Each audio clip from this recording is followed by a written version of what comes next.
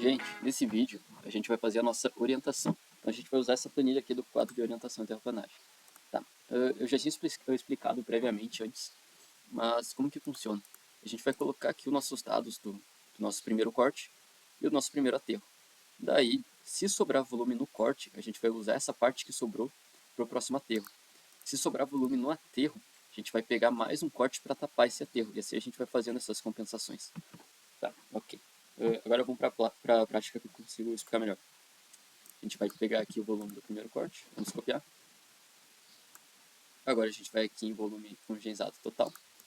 Clicamos com o botão direito e vamos aqui em só copiar valores. Porque se der um Ctrl C aqui, ou um Ctrl V, ele vai copiar a fórmula, então vai dar errado. Tá. O tipo ID ele era o corte 1. A qualificação ele era a primeira categoria. E a homogeneização ele era por 1.3, 1,3. Ok. Agora no estacamento, a gente vai colocar uma estaca de início e de fim do corte. Vendo aqui, a gente sabe que ele começa na estaca 20 e ele vai até a estaca 489. Vou copiar essa estaca aqui. Aqui é a estaca fim. Agora eu tiro mais, senão ele vai dar erro. E aqui eu só coloco 20. Ele já está no modo personalizado, então ele já vai deixando o formato da estaca. Tá, agora aqui uma parte importante e meio crítica. Aqui no centro de massas tem 3 modos da gente calcular. Tem o modo pela média, que a gente simplesmente faz a média da estaca de início e de fim, que é o que eu vou fazer aqui, mas é o menos indicado, porque ele é o menos preciso. Tá? Tem o modo visual, que vocês meio que começam a fazer essa orientação pelo diagrama de Bruckner, diagrama de massas, e ali visualmente vocês conseguem ver o centro de massa ali, mais ou menos calculando, sabe? Pelo Civil 3D. E tem um modo mais preciso. Antigamente tinha o software SciEP, porque ele fazia automático, mas agora a gente tem que fazer meio que manualmente.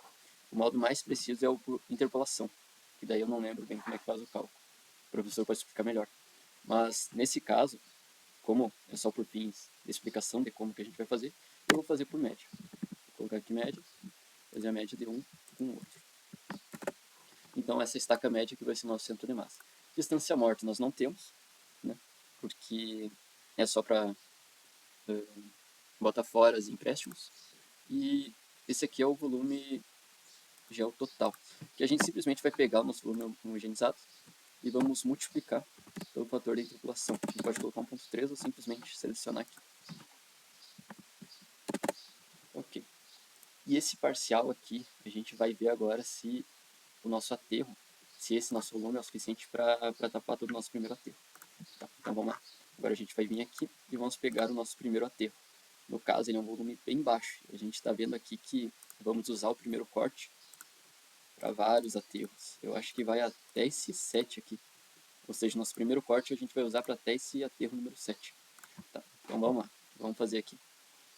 O tipo, ele é um aterro superficial 1, que é o nome que a gente deu para ele. A estaca de início, vamos ver aqui. Ó. A estaca de início. Ele começa na 80 e vai até a 140. Então a gente vai colocar aqui que é 80 e ele vai até a 140. Aqui a gente vai fazer a média, né? Como eu já expliquei anteriormente. Distância morta não temos. E agora aqui a gente vai colocar o nosso volume. Ctrl C. E aqui a gente vai copiar só os valores. Aqui a gente vai colocar aqui mesmo, porque ele não tem uma homogeneização. Tá. Nesse caso, a gente está vendo aqui que esse volume é bem menor que esse. Então a gente só vai copiar ele para o lado. Ou seja, o que a gente está dizendo? Que todo esse aterro já foi preenchido logo pelo primeiro corte. E aqui a gente vai colocar o volume que a gente usou desse aterro, desse corte, para preencher o primeiro aterro. Então, vamos lá. Agora a gente seleciona toda essa linha do aterro, porque ele já foi finalizado, ele já foi preenchido. Ou seja, seguindo o quadro, esse aterro aqui não existe mais, porque ele já foi terminado. Eu gosto de sempre colocar uma linha abaixo aqui, ó, só para a gente visualizar melhor. Ou seja, esse aterro foi finalizado com uma pequena parte desse primeiro corte. Agora a gente vai colocar o nosso próximo aterro aqui. Ó. Então vamos lá. Aterro inferior 2. Podemos copiar aqui. Pode ser também. Colamos aqui. Agora a gente vai pegar esse volume. Ctrl C. Vamos copiar ele aqui. Tive um leve problema. Espera aí, só um segundo. Deixa eu ajeitar aqui. Só para não ficar mal formatado. Ctrl Shift V, ok. Agora aqui a gente dá um Ctrl C. Vamos colocar aqui no nosso volume total, Ctrl Shift V. Tá. Eu estou fazendo meio rápido porque nos vídeos anteriores de rodovias eu já fiz. E segue a mesma lógica. Tá, ok. Agora a gente vai colocar aqui as estacas de início e de fim desse aterro. Vamos ver aqui. Ele começa na estaca 340 e vai até a estaca 600. Ok. Vamos selecionar aqui. 340 e vai até a estaca 600. Aqui vai ser a mesma coisa, a média. Dessa estaca até essa. Nosso centro de massa. Tá, ok.